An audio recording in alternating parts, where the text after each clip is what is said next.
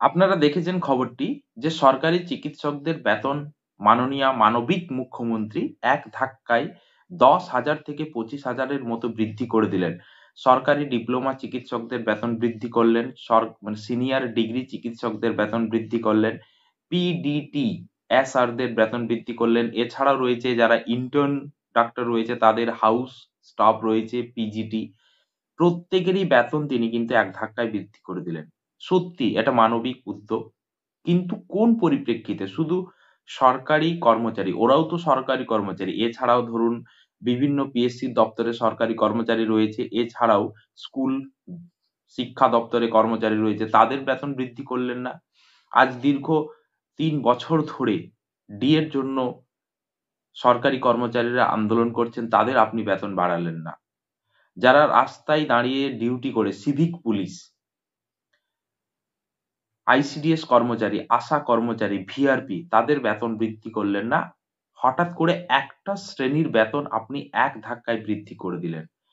তো যাই হোক, এটা ভালো না খারাপ উদ্যোগ আপনারা ভিডিও দেখার পরে বিচার করবেন। তো আজকে আমি একটা শ্রেণীর, একটা জাতির, একটা সমাজের নিয়ে গল্প করব। আশা করি আপনাদের ভিডিওটি ভালো লাগবে। যদি ভিডিও ভালো লাগে অবশ্যই লাইক করবেন, শেয়ার করবেন, কমেন্ট করবেন। আর এ ধরনের নিত্য নতুন ভিডিও পেতে অবশ্যই আমার ইউটিউব চ্যানেল জিএস গুরু পুরুলিয়াকে লাইক করবেন, শেয়ার করবেন।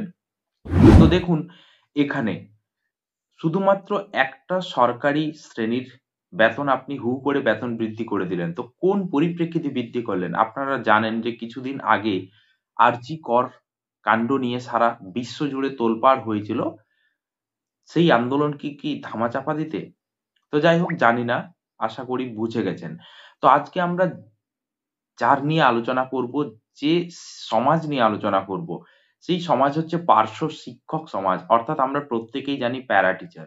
দিন কয়েক আগে আপনারা দেখে থাকবেন সোশ্যাল মিডিয়াতে একটা বিদায় সম্বর্ধনা অনুষ্ঠান, শিলিগুড়ির এক শিক্ষিকার বিদায় সম্বর্ধনা অনুষ্ঠান। এই বিদায় সম্বর্ধনা অনুষ্ঠানটি যখন হয়েছিল, তাকে দেখে প্রায় প্রত্যেকেই কেঁদে নিয়েছিলেন। কেন? তিনি একজন পার্শ্ব শিক্ষিকা। তাহলে পার্শ্ব শিক্ষিকার এত ক্ষমতা থাকতে পারে? হ্যাঁ, সত্যি বাস্তব গল্প যে তিনি কিন্তু তার চাকুরি জীবনে একদিনও কিন্তু কামাই করেননি। তিনি যথেষ্ট নিষ্ঠার সাথে, সৎ এর সাথে তিনি কিন্তু তার চাকরি জীবন শেষ করেছেন। সত্যি স্যালুট, হ্যাটস অফ সেই সব শিক্ষিকাদের।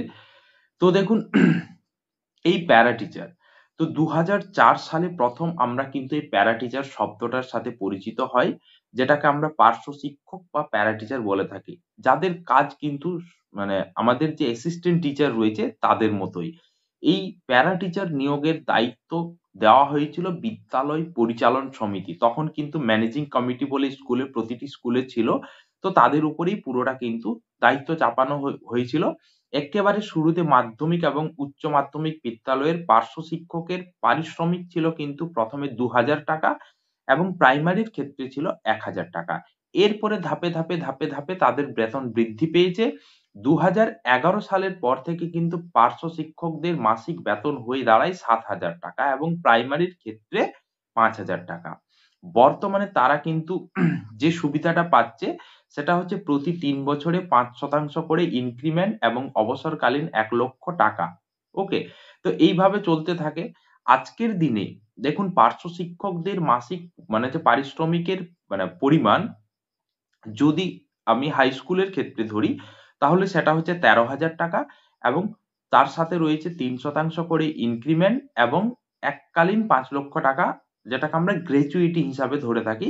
তো এককালীন ৳৫,০০,০০০।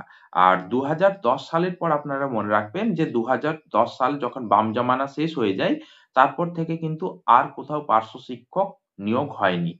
অর্থাৎ বাম জামানার শেষ দিকে বর্তমান সরকারি দল নানা সমাবেশে ঘোষণা করতে থাকে। আপনারা দেখেছেন, আমরা ভিডিওর মাধ্যমে দেখাবো যে মমতা বন্দ্যোপাধ্যায় মাননীয় মুখ্যমন্ত্রী যখন পদে মানে ছিলেন না, অর্থাৎ যিনি যখন বিরোধী দলনেত্রী ছিলেন, তিনি ক্ষমতায় আসার আগে তিনি পার্শ্ব শিক্ষকদের কি বলেছিলেন জনসভায় গিয়ে, পরবর্তীতে তিনি কি বলেছেন শুনে নেব। গেছেন কিন্তু যেহেতু পার্থ চ্যাটার্জি আপনাদের কাছে আগেই এসেছিলেন আর আমাদের আজকে একটা ফ্রাইডেতে সেক্রেটারিয়েট মিটিং চলে, সেই জন্য আমি আসতে পারিনি। আমি জাস্ট এসেছি আপনাদের সমর্থন জানাবার জন্য আপনাদের এই ডিমান্ডগুলোকে, এবং আপনাদের পাশে দাঁড়িয়ে যে লড়াই আপনারা করছেন সেই লড়াই আমাদের সমর্থন জ্ঞাপন করবার জন্য। আমার সাথে মুকুল রায় রাজ্যসভার এমপি পার্টি জানাল থেকে এবং সুদীপ বন্দ্যোপাধ্যায় এসেছেন, আপনাদের গোপাল দেবনাথ সহ আমাদের রাজ্য কমিটির নেতৃবৃন্দ এবং আমাদের ভাই বোনেরা যারা চাকরি করেন তারা টিচার হিসেবে তারা এসছেন।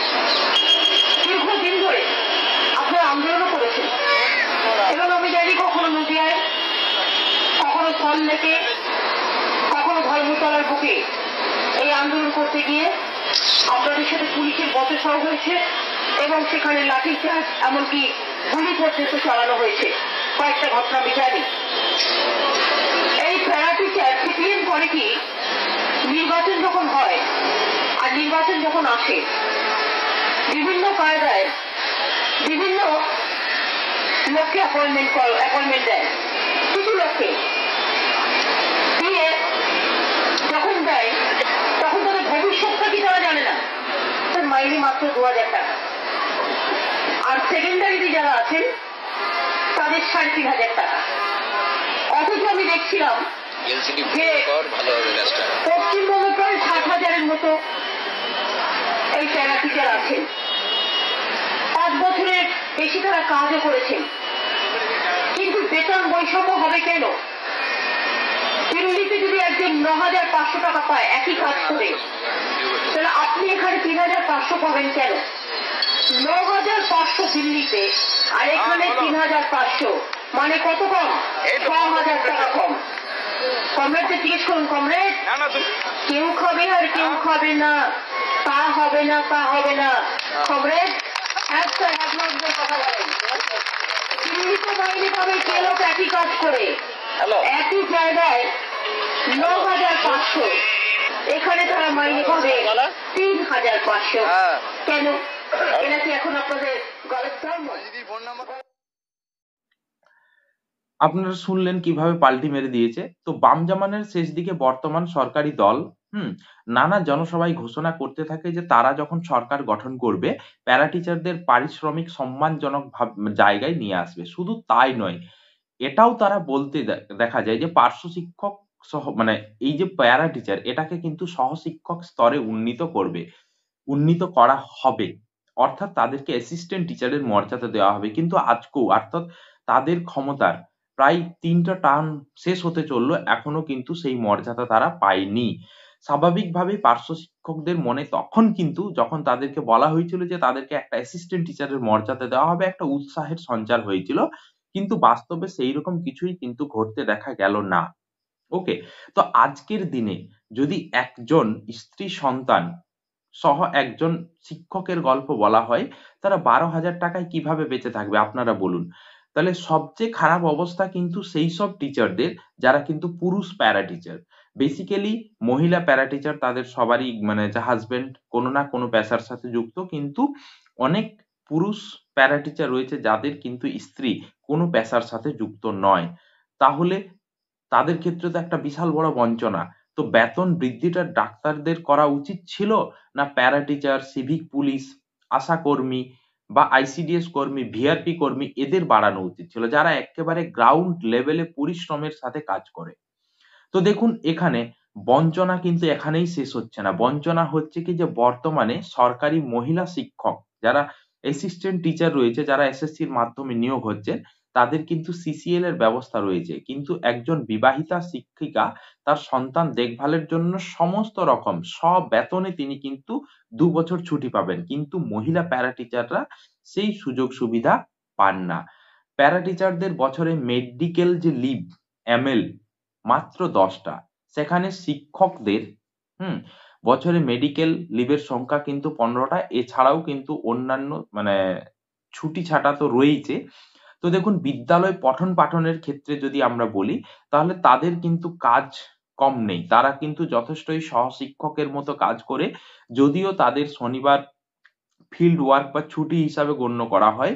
তো সেই দিনও তাদেরকে কিন্তু স্কুলে আসতে হয় এবং কাজ করতে হয়। তাহলে দীর্ঘদিন বিদ্যালয়ে শিক্ষক নিয়োগ বন্ধ আমরা প্রত্যেকেই জানি। আজ দীর্ঘ 9 বছর ধরে স্কুল সার্ভিস কমিশন কোনো শিক্ষক নিয়োগ করেননি। কারণ স্কুল সার্ভিস কমিশন রিসেন্ট যে সুপ্রিম কোর্টে সাবমিশন জমা দিয়েছে তারা সেখানে সেই জিনিসটা বলেছে যে দীর্ঘ 9 বছর স্কুল সার্ভিস কমিশন কিন্তু কোনো শিক্ষক নিয়োগ করেননি। তাহলে তাদের চাহিদা মেটাচ্ছে কারা? এই প্যারা টিচাররা। তো দেখুন স্বাভাবিক নিয়মেই দিনের পর দিন প্যারা টিচার অবসর গ্রহণ করছে। তাহলে বিশেষ কারণে গ্রামাঞ্চলের স্কুলগুলোতে পঠন-পাঠন কিন্তু দারুণভাবে বিঘ্নিত হচ্ছে। এর ফলে আজকে দেখুন বাচ্চারা টুকলি করছে। আমরা সোশ্যাল মিডিয়ায় তাদেরকে বলেছি যে বাচ্চারা টুকলি করছে। তাহলে এই টুকলির মূল উৎস হচ্ছে কিন্তু শিক্ষক। অর্থাৎ শিক্ষক নেই তো স্কুলে পড়াশোনা হবে কোথা থেকে? কিন্তু এবার রাজ্য বাজেট হলো সম্প্রতি সেখানে কিন্তু প্যারা টিচারদের তেমন একটা কোনো কিছুই মানে গল্প নেই। সারা দেশের ক্ষেত্রে কিন্তু অন্য নিয়ম। পশ্চিমবঙ্গের ক্ষেত্রে সম্পূর্ণ অন্য নিয়ম। আমরা আগে জানতাম যে আজকে যা বাংলা ভাবে ভারতবর্ষ পরের দিন ভাবে। কিন্তু আজকে ভারতবর্ষের অন্যান্য রাজ্যগুলো আজকে যেটা ভাবছে বাংলা ২০০ বছর পরে সেটা ভাবছে। সত্যি কিন্তু বাস্তবটা তাই বলে। আপনারা পার্শ্ববর্তী রাজ্য ঝাড়খণ্ড দেখুন, আপনারা বিহার দেখুন, উত্তরপ্রদেশ মানে উত্তরপ্রদেশে একটু হয়তো প্যারা টিচারদের বেতন কম। কিন্তু আপনারা অন্যান্য রাজ্যগুলো দেখুন। আপনার পাশের রাজ্য ঝাড়খণ্ডেই উড়িষ্যায় দেখুন না কেন সেখানে প্যারা টিচারদের মোটামুটি ভাবে যথেষ্ট আ পয়সা রয়েছে এবং তাদের ক্ষেত্রে যে শিক্ষক নিয়োগ যদি হয় তাহলে তাদের ক্ষেত্রে কিন্তু 50% রিজার্ভেশন রয়েছে। যেখানে কিন্তু আমাদের রাজ্যে শিক্ষক নিয়োগের ক্ষেত্রে প্যারা টিচারদের মাত্র 10% রিজার্ভেশন। এছাড়াও প্রতি কয়েক বছর অন্তর তাদের আকলন বলে একটা এক্সাম হয় সেখানে কিন্তু তাদের একটা আলাদা ইনক্রিমেন্ট এর ব্যবস্থা থাকে। কারা সেই পরীক্ষা দিতে পারে? যারা কিন্তু প্যারা টিচার। অর্থাৎ বিদ্যালয় শিক্ষা ব্যবস্থার উন্নতি করতে গেলে প্যারা টিচারদের বাদ দিয়ে হবে না কিন্তু। ওকে? তাহলে আমরা মানে হচ্ছে যাই হোক যে কথায় রবীন্দ্রনাথের কথা বলি যে, "মানি না পশ্চাতে রেখেছে যারে সে তোমারে পশ্চাতে টানিছে।" তো যাই হোক এটা হচ্ছে এবার দেখুন যে এই যে প্যারা টিচার, এই প্যারা টিচারদের কথা কিন্তু কেউ বলে না। সত্যি দীর্ঘ মানে হচ্ছে ২০-২২ বছর ধরে আজকে কিন্তু তারা বঞ্চনার শিকার। আপনারা ভাবুন একজন সিভিক ভলান্টিয়ার তার বেতন হচ্ছে ৳১০,০০০ সে ৳১০,০০০ য় একটা সংসার টানতে পারে? আজকের দিনের বাজারে আপনার ইনফ্লেশন দেখেছেন। তাহলে এই মুদ্রাস্ফীতির বাজারে একটা বিস্কুট প্যাকেটের দাম ৳৬০। তাহলে এইভাবে আপনি দেখুন দিনের পর দিন প্রতিটি জিনিসের দাম কিন্তু হু, হু করে বেড়েছে। সেখানে কিন্তু যে এই কম পারিশ্রমিকে তারা কিভাবে চলতে পারে। আমাদের সংবিধানের যদিও সেটা ডিপিএসপি মানে হচ্ছে directive principal of state policy সেখানে বলেছে সম কাজে সম বেতন। যদিও সেটা কোর্টে গ্রাহ্যনীয় ব্যাপার নয় যে কোর্ট সেটা গ্রাহ্য করতেও পারে আবার নাও পারে। কিন্তু মানবিকতার খাতিরে সরকারের উচিত যে অনাদায়ী পার্শ্ব শিক্ষকদের নিয়ে কিছু ভাবা যারা দীর্ঘদিন ধরে গ্রাউন্ড লেভেলে কাজ করছে একেবারে মানে হচ্ছে সহকারী শিক্ষকের মতো। এবার সব প্যারা টিচার তো একই রকম নয়। যে এবারে দীর্ঘদিন ধরেই প্যারা টিচারদের আন্দোলন চলছে যে শুধুমাত্র দেখুন প্যারা টিচারদের পড়াশোনা নয়, এর সাথে তাদের কাজ রয়েছে ফিল্ড ওয়ার্ক অর্থাৎ কে স্কুল ছুট রয়েছে ড্রপ আউট স্টুডেন্টদেরকে খুঁজে বার করা, বিএলও ডিউটি, ইলেকশন ডিউটি, মাধ্যমিক, উচ্চ মাধ্যমিক পরীক্ষা, টেস্ট পরীক্ষা, বোর্ড পরীক্ষা সমস্ত ডিউটি তাদেরকে পালন করতে হয়। মানে হচ্ছে কাদের সাথে? যারা স্থায়ী শিক্ষক-শিক্ষিকা রয়েছে ওই বিদ্যালয়ের তাদের সাথে। তো অথচ রাজ্য সরকার বাজেটে তাদের কিন্তু কোনো কথাই বললেন না। সত্যি সেলুকাস কি বিচিত্র এই দেশ। এক কাজের জন্য পাশাপাশি চেয়ারে বসে থাকা ব্যক্তিরা মাস শেষে ৪০ থেকে ৮০,০০০ টাকা মাইনে পায়। অথচ সমযোগ্যতা সম্পন্ন সমকাজের বা ডবল কাজের জন্য প্রায় ১০,০০০ টাকা পকেটে গুঁজে তাদের কি সংসার চলে? সত্যি এই প্যারা টিচারদের নিয়ে কেউ কথা বলে না। আজকে আমি এই ভিডিওর মাধ্যমে প্যারা টিচারদের নিয়ে গল্প করলাম। যদি সরকারের কাছে কথাটা পৌঁছায় অবশ্যই কিন্তু সরকার প্যারা টিচার, ভিআরপি, আশা কর্মী, আইসিডিএস কর্মী, সিভিক পুলিশ এদের নিয়ে যেন একটু ভাবে। কারণ তারা একেবারে গ্রাউন্ড লেভেলে কাজ করে। তো অথচ তাদের এই কম টাকার বর্তমান দিনে এই মূল্যবৃদ্ধির বাজারে তাদের কিভাবে সংসার চলবে? তো যাই হোক আজকে আমরা প্যারা টিচারদের নিয়ে গল্প করলাম। কারণ বর্তমান সমাজ ব্যবস্থার ধারক বাহক সেটা কিন্তু চান না। তাদের প্রয়োজন হচ্ছে অর্থ। আর এই অর্থ উপার্জনের জন্য মদের দোকানের লাইসেন্স দিনের পর দিন বাড়িয়ে দিচ্ছে সরকার। এ লজ্জা আমাদের সবার। এই উপলব্ধি যতদিন না আমাদের সবার মধ্যে অনুভূত হয় ততদিন পর্যন্ত কোনো আন্দোলন, চিৎকার, ধিক্কার, মিটিং, মিছিল, হুম? এসব মানে হচ্ছে কাজ হবে না। কারণ মানুষ আজ বধির। আর তার মানে হচ্ছে কানেও তারা শোনেন না, আবার চোখেও তারা মানে চোখে দেখেও তারা দেখেন না। তো যাই হোক, আজকের দিনে প্যারা টিচাররা কিন্তু খুবই একটা গুরুত্বপূর্ণ অঙ্গ আমাদের শিক্ষা ব্যবস্থার, যে শিক্ষা ব্যবস্থা একেবারে ধ্বংসের মুখে। সেই শিক্ষা ব্যবস্থাকে জাগিয়ে তোলার ক্ষেত্রে প্যারা টিচারদের অবদান কিন্তু যথেষ্ট গুরুত্বপূর্ণ। কারণ তারা যথেষ্ট নিষ্ঠার সাথে, ত্যাগের সাথে তারা দায়িত্ব পালন করছে। আজকে সরকারের উচিত অনাদায়ে তাদের কথা ভাবা।